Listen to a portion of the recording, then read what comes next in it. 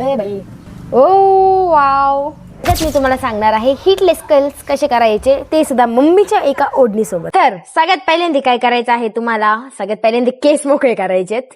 केस मोकळे झाल्यानंतर करायचं आहे मिडल पार्टिशन. पण मिडल पार्टिशन करताना तुम्हाला ह्या लाईन अशा क्रिस क्रॉस करायच्या आहेत आणि एकदम हे असं दिसलं पाहिजे.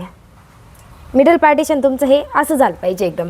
मागून सुद्धा आपल्याला सेम क्रिस क्रॉसच करायचं आहे. अशा प्रकारे आपल्याला 2 सेक्शन्स काढून घ्यायचे आहेत. नंतर काय करायचं, आपल्याला एक स्प्रे बॉटल घ्यायची आणि त्याने केस थोडेसे असे ओले वगैरे करून घ्यायचे.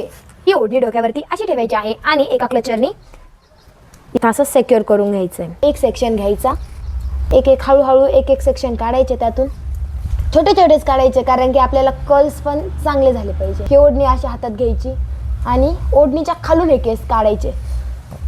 काढल्यानंतर हे सोडून द्यायचं.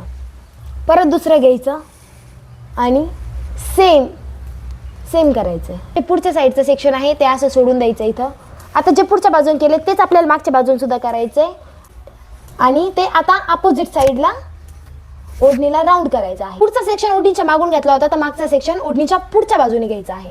तो पूर्ण ओढणीला राऊंड करून घ्यायचा आहे. आणि हा जो दुसरा सेक्शन आहे तो सुद्धा आता अपोजिट साईडला आपल्याला त्याच केसांच्या वरतून रोटेट करून सेम करायचंय. आणि इथं आपल्याला आता रबर बँडनी प्रॉपर सिक्युअर करून, हे झाल्यानंतर जे आपण इकडं प्रोसेस फॉलो केली आहे ते सेम ॲज युजल इकडं करायचं आहे. तर आपल्याला आता हे असंच ठेवायचं आहे अख्खा 1 किंवा 1.5 तास. तर अख्खा 1 तास झाला आहे आणि it's time for final result.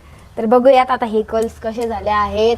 दरवेळेस तर चांगले होते ना, यावेळेस माहित नाही कसे होते कसे नाही होत. ओ वाव. तर हा आहे फायनल रिझल्ट जो आपल्याला भेटला आहे बिना कुठली हीट यूज करता. बाय.